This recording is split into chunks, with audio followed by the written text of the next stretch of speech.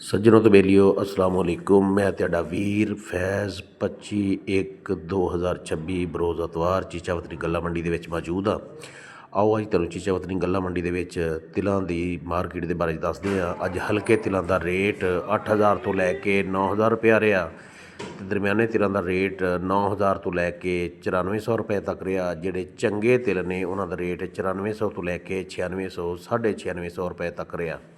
राखी यार 9200 रुपये 92 हाँ जी 94 9500 25 का 525 50 550 550 60 70 80 9600 9600 96 10 25 96 25 35 35 50 96 50 96 50 96 50 96 50 बिस्मिल्लाह कर वायरल करो वीडियो तेरे ते ही बनाਉਂਦੇ ਸਾਰੇ ਇਹਨੂੰ ਵਾਇਰਲ ਕਰਨਗੇ ਇਹ